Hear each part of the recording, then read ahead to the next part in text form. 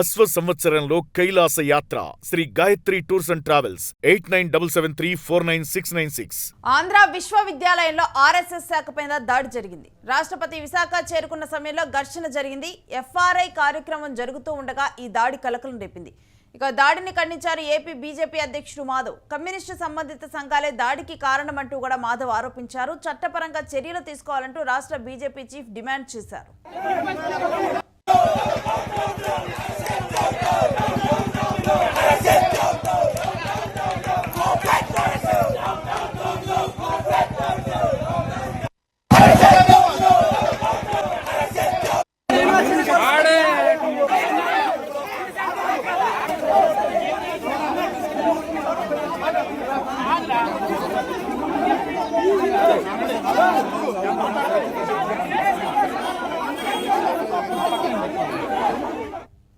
ఇక ఇదే అంశం గురించిన డీటెయిల్స్ మా ప్రతినిధి భరత్ అడిగి తెలుసుకుందాం.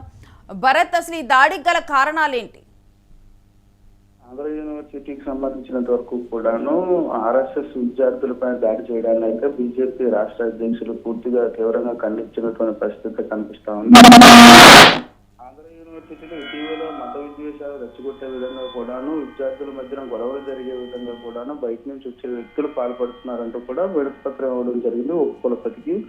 ఈ నేపథ్యంలోనే ఎవరైతే విద్యార్థులు వినతి పత్రం అందజేశారో వాళ్ళపైన దాడికి పాల్పడ్డారు. పూర్తి స్థాయిలో విద్యార్థి సంఘాలకు సంబంధించినంత వరకు ఆర్ఎస్ఎస్ ఎవరైతే విద్యార్థులు ఉన్నారో వాళ్ళపైన దాడిని తీవ్రంగా ఖండిస్తున్నటువంటి పరిస్థితి కనిపిస్తా ఉంది. ఇదంతా కూడా కమ్యూనిస్టులకు సంబంధించిన వాళ్ళు చేశారంటూ కూడా పూర్తి స్థాయిలో ఆరోపణ చేసినటువంటి పరిస్థితి.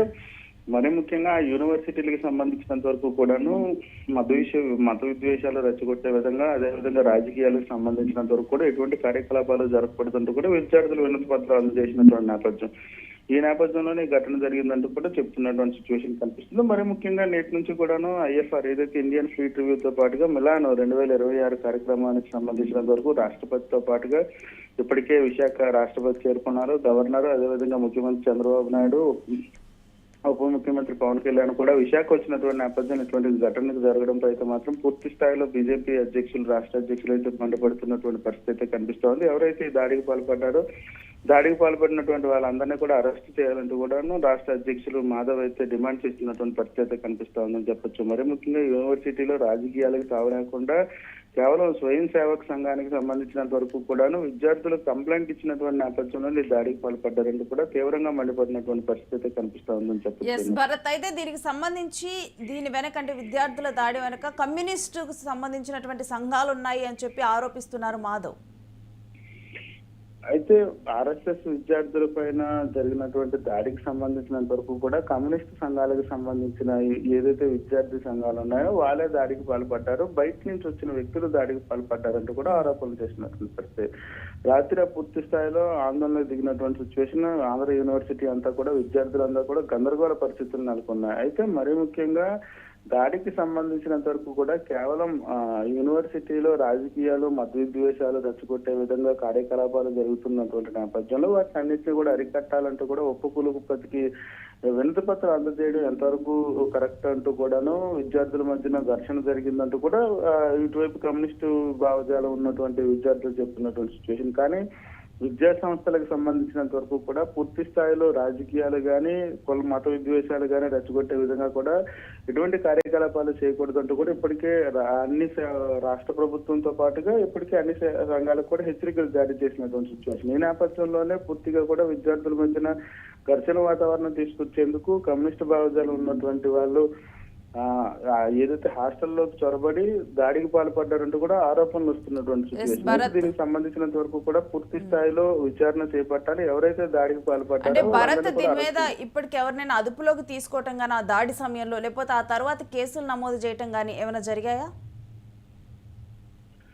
ఈ విద్యార్థి సంఘాలకు సంబంధించిన అంశం కావడంతో చాలా సున్నితమైన అంశం. ఎందుకంటే యూనివర్సిటీకి సంబంధించినంత వరకు ఉత్తరాంధ్రలో అతిపెద్ద యూనివర్సిటీ, దేశంలోనే పేరున్నటువంటి యూనివర్సిటీగా ఉన్నటువంటి ఆంధ్ర యూనివర్సిటీలో ఘర్షణ వాతావరణం జరిగినటువంటి నేపథ్యంలో చాలా సున్నితమైనటువంటి విషయం. ఏదైనా జరగరాని జరిగితే పూర్తి స్థాయిలో విద్యార్థులందరూ కూడా రోడ్డెక్కే పరిస్థితి. మరొకవైపు ఐఎఫ్ఆర్ గానీ, ఇండియన్ ఫ్లీట్ రివ్యూ గానీ, మరొకవైపు మిలాన్ గానీ అత్యంత ప్రతిష్టాత్మకంగా కేంద్ర ప్రభుత్వంతో పాటుగా తూర్పు న్యాయక దళం నిర్వహిస్తున్నటువంటి సిచ్యువేషన్. ఇప్పటికే విశాఖ సిటీ అంతా కూడాను సెంట్రల్ ఇంటెలిజెన్స్ తో పాటుగా సెంట్రల్ కి సంబంధించినటువంటి కేంద్ర బలగాలు కూడా ఇప్పటికే దిగినటువంటి సిచ్యువేషన్ ఉంది. ఈ నేపథ్యంలో అరెస్టులు పక్కన పెడితే పూర్తి స్థాయిలో విచారణ జరగాల్సినటువంటి పరిస్థితి అయితే కనిపిస్తా ఉంది. యూనివర్సిటీలోకి ఎవరు ప్రవేశించారు, అసలు ఈ దాడికి కారణాలు ఏంటి, పూర్తి స్థాయిలో ఈ కంప్లైంట్ ఇవ్వడం వల్లనే కారణాలా, లేదనుకుంటే విద్యార్థులతో పాటుగా ఇంకెవరైనా బయట వ్యక్తులు వచ్చి యూనివర్సిటీలో ఉంటున్నారా, అసలు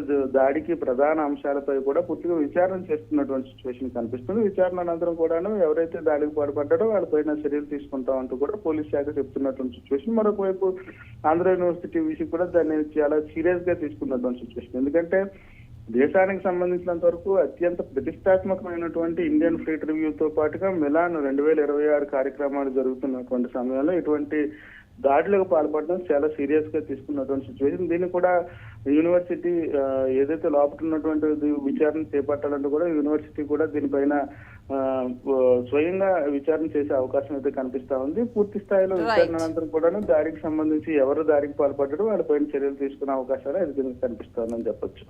right, stay with us Bharat. మీ దగ్గర నుంచి మరిన్ని డీటెయిల్స్ తీసుకుంటాం. ఇక విద్యార్థులు ఆర్ఎస్ఎస్ విద్యార్థుల మీద దాడి వెనుక కమ్యూనిస్టు భావజాలం ఉన్నటువంటి వారు హాస్టళ్లకు చొరబడి కూడా ఈ దాడి చేశారంటూ కూడా ప్రధానంగా ఆరోపిస్తూ ఉన్నారు. దీనికి సంబంధించి బీజేపీ అధ్యక్షులు మాధవ్ డిమాండ్ చేస్తూ ఉన్నారు. పూర్తిగా కూడా విచారణ జరిపి దీని మీద అసలు ఏం జరిగింది ఏంటి అనేది కూడా పూర్తిగా విచారణ జరపాల్సిన అవసరం ఉందంటూ కూడా పోలీస్ శాఖకు చెప్పడం జరిగింది.